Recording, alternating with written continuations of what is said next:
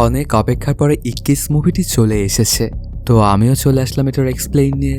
তোমাদের জন্য এত কষ্ট করে নতুন নতুন সিনেমার গল্প নিয়ে আসি, তাহলে তো একটা লাইক আমি আশা করতেই পারি।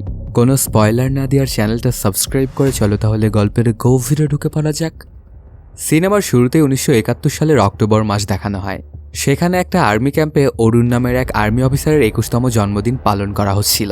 ওখানে সবাই অনেক মজমাস্তি করছিল।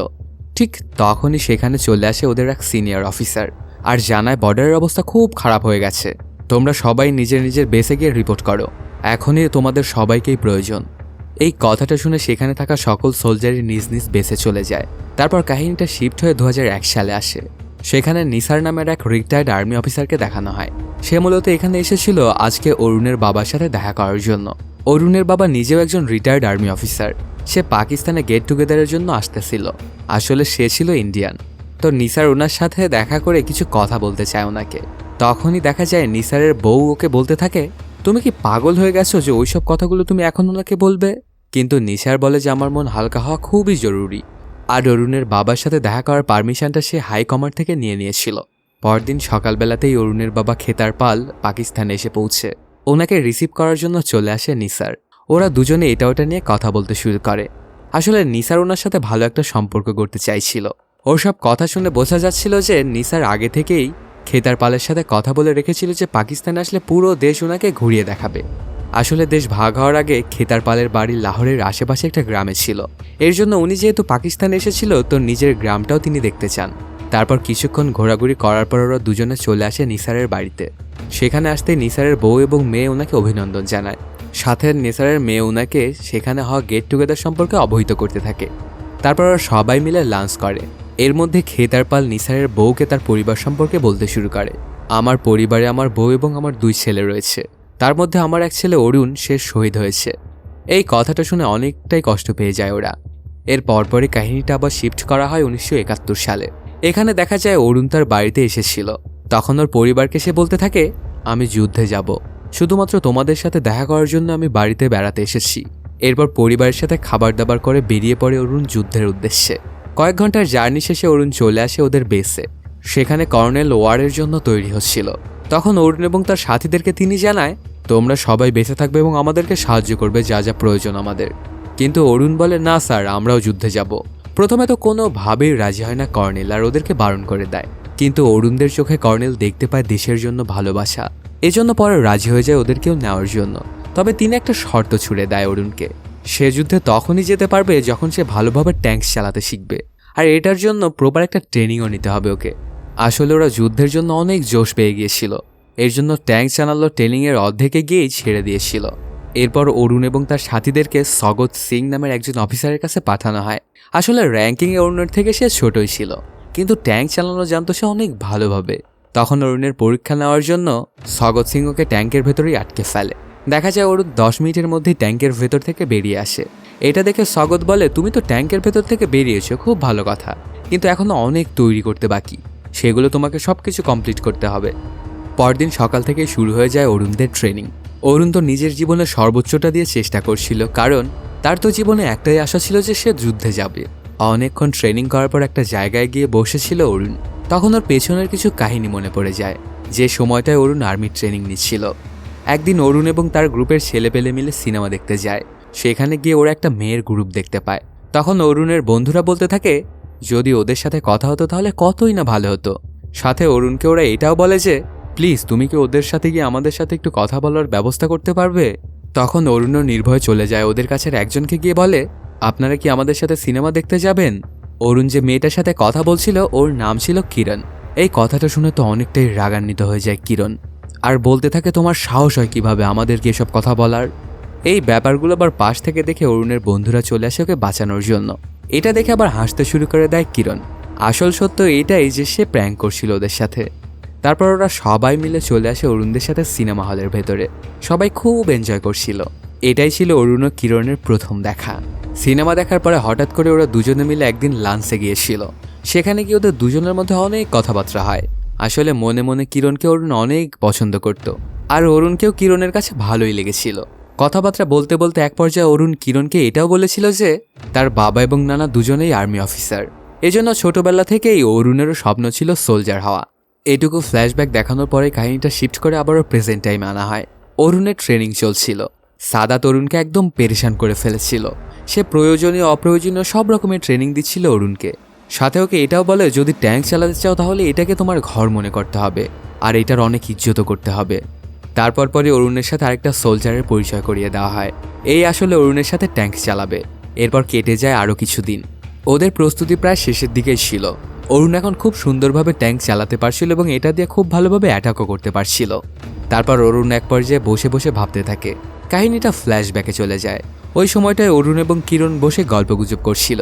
আসলে এখন সব সময় প্রায় ওরা দুজনে দেখা করত। একে অপরকে ভালোই পছন্দ হচ্ছিল এখন ওদের। এমনকি অরুণ সেই বইগুলো পড়তো যেগুলো সম্পর্কে কিরণ ওকে বলে দিত। এইভাবে ওদের দুজনের দিন খুব ভালোভাবেই কাটতে শুরু করে। হঠাৎ করে একদিন কিরণ অরুণকে বলে ওঠে, আমি খোঁজ খবর নিয়ে যা জানতে পেরেছি তুমি যে গ্রুপটাতে রয়েছো সেটা কোনোদিনও জিততে পারেনি। আসলে আর্মিতে এরকম অনেকগুলোই গ্রুপ আছে। প্রত্যেক বছরে বিভিন্ন গেমে ওদেরকে পার্টিসিপেশন করানো হয়। কিরণ তখন বলে, যদি তোমাদের গ্রুপটা টপ 5-এ চলে আসে তাহলে আমি তোমাকে উপহারস্বরূপ একটা কিস করব। তখন অরুণ বলে, তুমি আমার একটা কথা শোনো, আমরা এবার নাম্বার 1 আসবো। এই কথাটা শুনে খানিকটা হেসে ফেলে কিরণ।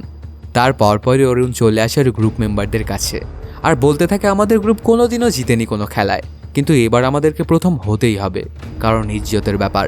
এই জন্য তার গ্রুপকে পুরো ট্রেনিংয়ের ব্যাপার স্যাপার বলতে থাকে অরুণ। কারণ ওদের তো আবার আর্মি ট্রেনিংও করতে হবে। সেটার ফাঁকে ফাঁকে টাইম বের করে ওদেরকে খেলার জন্য প্র্যাকটিস করতে হবে। কিন্তু অরুণের গ্রুপের সবাই ওকে বারণ করে দেয়, কারণ তারা খুব একটা সময় পায় না। তারপরে অরুণ সবাইকে কনভিন্স করেই ফেলে। এক পর্যায়ে পুরো গ্রুপ একসাথে ট্রেনিং করতে শুরু করে। এভাবেই কেটে যায় কিছুদিন। চলে আসে সেই কাঙ্ক্ষিত দিনটা। ওরা প্রথম থেকেই জিততেছিল। শেষ পর্যন্ত অরুণের লিডারশিপে প্রথমবারের মতো ওরা প্রথম স্থান অধিকার করে। খেলা শেষে তো সবাই অনেক খুশি, আর এই খুশিতে ওরা বিয়ার খেয়ে মজা করছিল। এই কথাটা যখন আবার অরুণ জানতে পারে তখন সে অনেক রাগান্বিত হয়ে যায়, কারণ ওদের তো এখনো বয়স হয়নি, আর এইভাবে আর্মিতে ওদের যদি বিয়ার খাওয়া দেখে তাহলে তো কোনো ঝামেলা হয়ে যাবে। সাথে এটাও বোঝা যায় যে অরুণ খুবই ডিসিপ্লিনড একজন ছেলে। সে কোনো দিনও নিয়ম ভাঙে না। এই ব্যাপারটা আবার ওর সিনিয়ররাও জেনে ফেলে। তারপর অরুণকে সে জিজ্ঞেস করে, এগুলো কে করেছে? অরুণ তো কখনো কোনো মিথ্যে কথা বলে না বা কোনো নিয়মও ভাঙে না। এর জন্য সে তার বন্ধুদের নাম বলে দেয়। এই ব্যাপারগুলো ঘটে যাওয়ার পর থেকে অরুণের বন্ধু বান্ধবেরা ওর সাথে কথা বলা একদম বন্ধই করে দিয়েছিল। আর অরুণ ওর যে বন্ধুটার নাম বলেছিল তাকে একটা শাস্তিও দেওয়া হয়। সবার ট্রেনিং শেষ হয়ে যাওয়ার পরেও আরও 6 মাস ওকে এখানে ট্রেনিং করতে হবে। ওর সাথের সবাই যখন অফিসার হয়ে যাবে তখনও তাকে ট্রেনিং করতেই হবে। এরপর থেকে দেখা যায় অরুণ যখনই তার বন্ধুদের কাছে আসতো তখন ওরা নিজেদের মুখ ঘুরিয়ে নিত। এই ব্যাপারটা কোনোভাবেই ভালো লাগছিল না অরুণের। এভাবেই কেটে যায় 3টি দিন। ওদের জেদার সেলিব্রেশন হচ্ছিল। তখন কিরণ এসে অরুণকে বলে, ভুলটা তোমারই। তুমি একবার তোমার বন্ধুদের সাথে কথা বলেই তো দেখো না, ওরা তো হয়তো মেনেও যেতে পারে। তখন কিরণের কথাতে কনভিন্স হয় অরুণ আর চলে আসে ওর বন্ধুদের সাথে কথা বলার জন্য। বলতে থাকে, তোমরা খুব ভালো করেই জানো আমার সম্পর্কে। আমি আজ পর্যন্ত একটা নিয়মও ভাঙিনি। এর জন্য যখন আমাকে জিজ্ঞেস করা হয়েছিল তখন আমি সত্য কথাটা বলে দিয়েছি, কিন্তু আমি কোনোভাবেই তোমাদের সাথে বন্ধুত্বটা নষ্ট করতে চাইনি। এভাবেই অরুণ ওদের কাছে নিজের মনের ভাবটা প্রকাশ করে।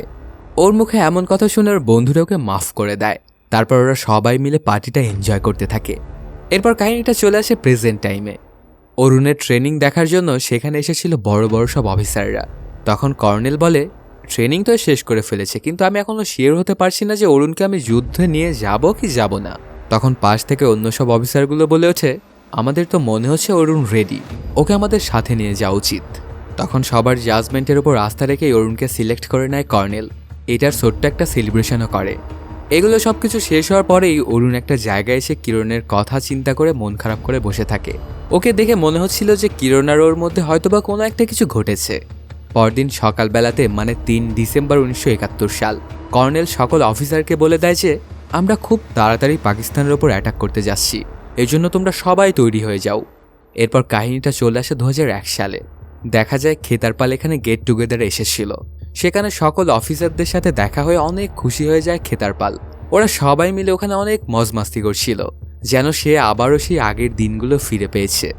এখানে গেট টুগেদার শেষ করে খেতারপাল যখন নিসারের সাথে ওর ঘরে যেতে থাকে তখন নিসারের কারের সাথে একটা ট্র্যাকার লাগিয়ে দেয় পাকিস্তানের একটা খারাপ সংগঠন। এই ব্যাপারটা আবার দূর থেকে দেখে ফেলেন নিসার। ব্যাপারগুলো দেখে নিসারের বউ খানিকটা ভয় পায়, কিন্তু নিসার জানা, একদমই তুমি চিন্তা করো না, আমাদের সাথে একজন ইন্ডিয়ান লোক আছে, এর জন্যই ওরা জাসুসি করছে। ওদের কাজ ওদেরকে করতে দাও, আমাদের ওরা কোনো সমস্যা করবে না। এদিকে কাহিনীটা চলে আসে আবার পাস্টে। সেখানে আর্মিরা ঢুকে গিয়েছিল পাকিস্তানের ভেতরে। সেখানে যুদ্ধ চলতে থাকলে হঠাৎ করে এয়ার অ্যাটাক হয়। চোখের সামনে অনেকগুলো অফিসারকে মরতে দেখে খুবই রাগান্বিত হয়ে যায় অরুণ।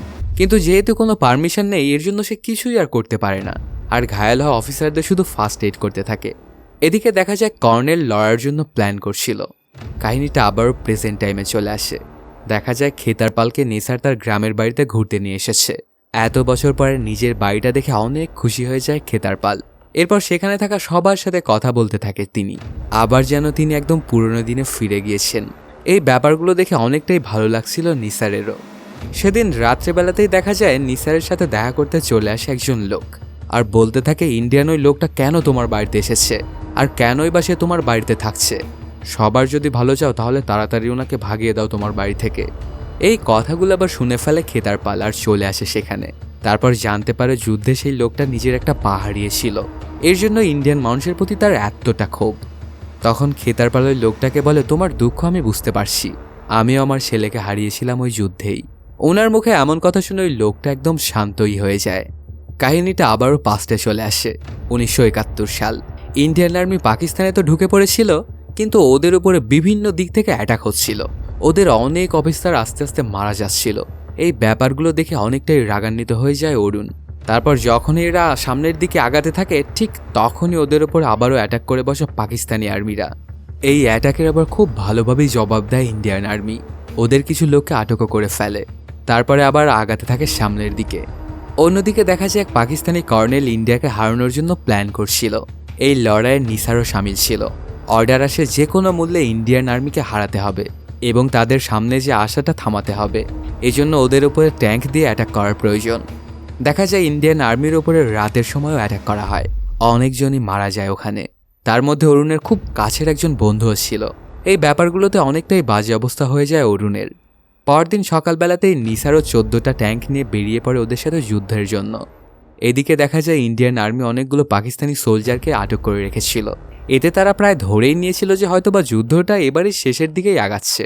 তারপরই অরুণ কিরণকে যে চিঠিটা লিখেছিল সেটা পড়তে শুরু করে। কাহিনীটা পাস্টে চলে আসে, যেখানে কিরণ অরুণকে বলেছিল, আমি দিল্লিতে আসতেছি তোমার সাথে দেখা করার জন্য। এই সময় অরুণ আবার দেহরাদুনে ছিল। সে কাউকে তেমন কিছু না বলেই বেরিয়ে পড়ে দিল্লির উদ্দেশ্যে। তারপর দুজনের দেখাও হয়।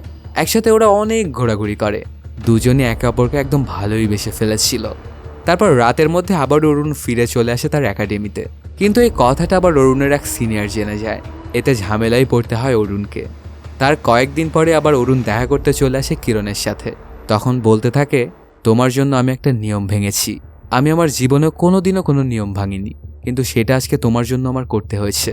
আমাদের এভাবে আর দেখা করা একদমই উচিত নয়। আমার উচিত আমার ডিউটিতে ধ্যান দেওয়া। প্রেম ভালোবাসা করার জন্য তো গোটা জীবনই পড়ে রয়েছে। এই কথাটা শুনে তো অনেকটাই রাগান্বিত হয়ে যায় কিরণ, আর সেখান থেকে চলে যায়।